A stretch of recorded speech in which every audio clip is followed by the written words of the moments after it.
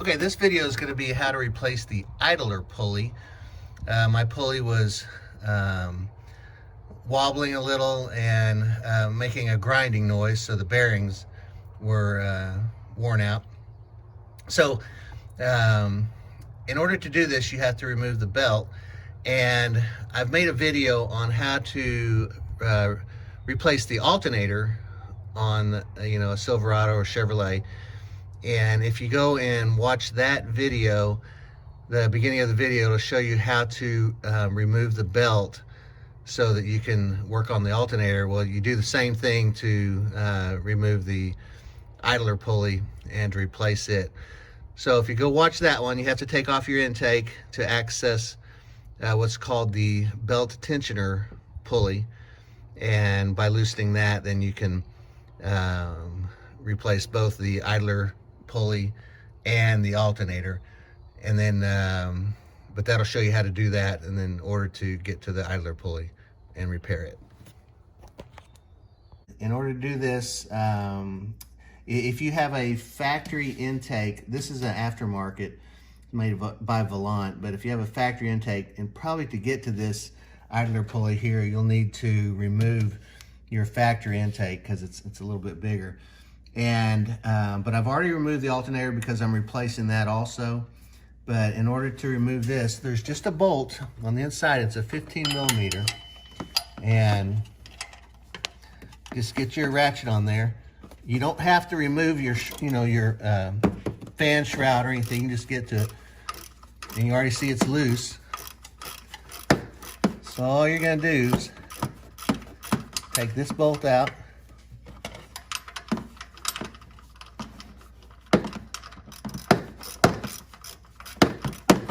and then this pulley is going to come right off.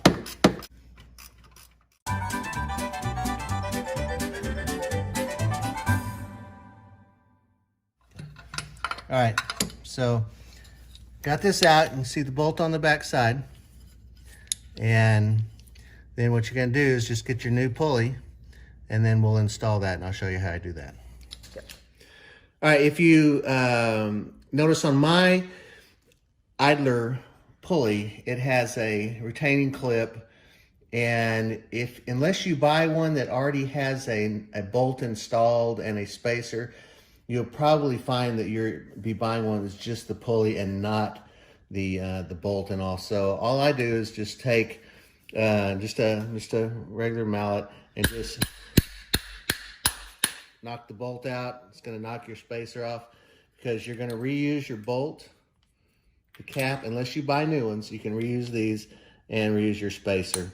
So that way it's just easier to knock it out that way. Now that I've got my new idler pulley, then I'm going to reuse my original bolt and put through the front, and on the back side, here's the original spacer with the collar that centers it. Put that on, and then this is the original retaining clip that holds the bolt in place. It just makes it easier to install. And so you can push it down, or you can take a socket and just hold it and shove it down either way, and just push it all the way in so that it's going to hold the bolt in place when you install it on the vehicle.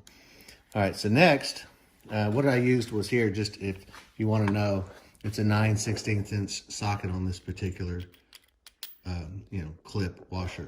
So now next, what I'm going to do is put it on the mounting bracket that also holds, it's the same bracket that holds the alternator.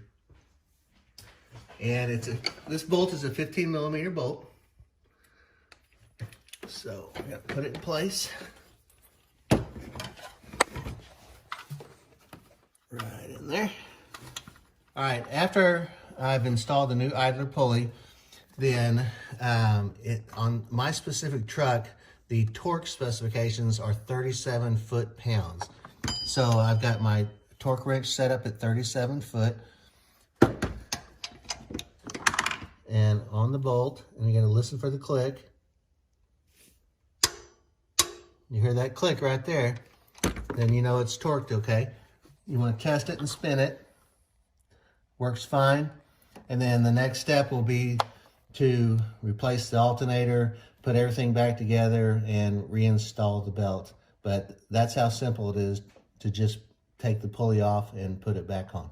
All right, anyway, I hope this helped y'all. If it did, please subscribe, like the video, and again, thanks for watching.